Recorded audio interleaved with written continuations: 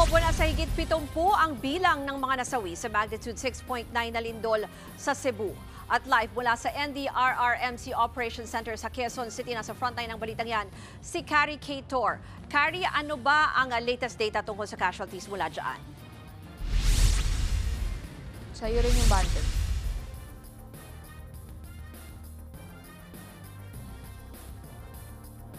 Ruth, kinumpirma nga ng NDRRMC na umabot na sa 72 ang bilang ng mga namatay sa mapaminsalang lindol sa Northern Cebu. Kasama raw sa pinakabagong casualties ang isang babaeng natabunan ng gumuhong dalisdis sa kanyang bahay sa bayan ng Sogod. Halos 300 naman ang napaulat na nasugatan.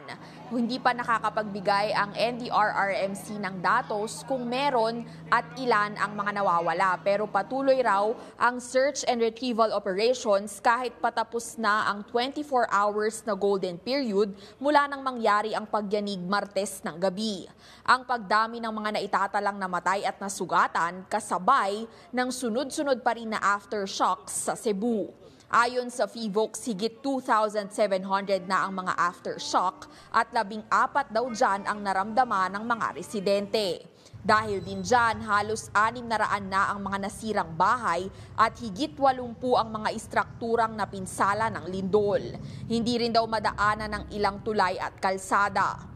Una nang sinabi ng mga otoridad na nag-deploy na sila ng mga team mula sa PHIVOLCS at DPWH para mapabilis ang damage assessment sa probinsya. Samantala, hindi rin nakaligtas sa lindol ang ilang police stations. Sa isinagawa namang press con ng PNP kanina, aabot daw sa 34 na istasyon ng mga pulis at 2 headquarters sa Police Regional Office 7 o sa Central Visayas ang nasira ng lindol. Patuloy ang isinasagawang damage assessment ng PNP. Higit 2,000 pulis naman ang idineploy nila para rumesponde. Sa ngayon, naka-full alert status din ang PRO 7. Ruth, higit 170,000 na individual o halos 50,000 na pamilya naman ang naitalang apektado ng magnitude 6.9 earthquake sa Cebu. Ruth. Yan po ang Express Report ni Carrie Cator.